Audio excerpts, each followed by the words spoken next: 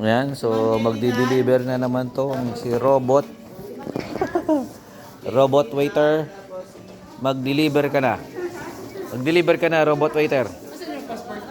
Yan. So dito sa China, Shanghai, yan. So saan ka magdi-deliver? Doon ang elevator. Doon ang elevator o doon. Eh paano kung puno? Oh, pasingitin niyo to. Magdi-deliver oh. Di-deliver siya. Yan, ayan yung ano. Elevator yan. Akit yan. Magdi-deliver siya. Yung nagdadala ng food. So dito matindi. Ano dadala niya? Computerization. Ano, may telekinesis yan. Computerization eh. Sumahan yan eh. May telekinesis yan. Kahit di na siya pumindot, ano niya na yung floor niya. Alam ko may lalabas na kamay. Na ganun sabi ko. Labas mo na rin yung sayo. Where are you going? Bluetooth na lang siyempre. Alam ko, pahirapan pa kung gagawin ganun. Robot na. Yeah. Yan ang delivery. So malamang matatagalan ka. Sa taas. Pero hindi pwedeng kausapin. Pagkain nila. Ha? Ang gagawin niya, dadali niya yung gamit. Oo, hindi. Yung ano, meron siyang padlock na dadali niya sa room. Tapos, hindi na rin pipindot doon sa pintuan, ha? Tutunog na lang yung pinto. Hindi niya pinipindot yun. May telekinesis na naman siya.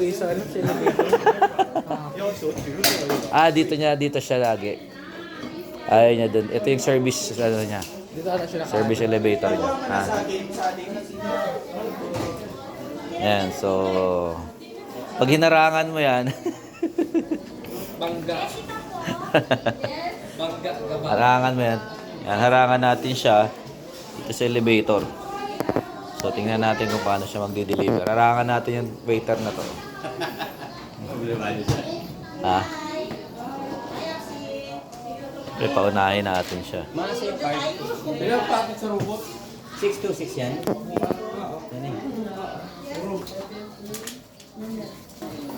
So, habang naghihintay siya ng elevator, waiting.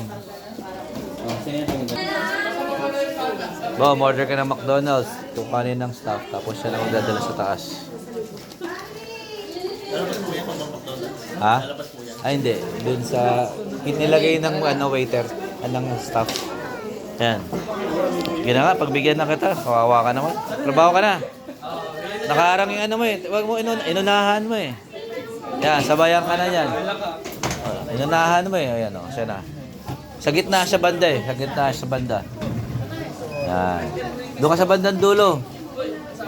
Gusto niya sa gitna siya. Sa gitna yan. Oh! Galing, no?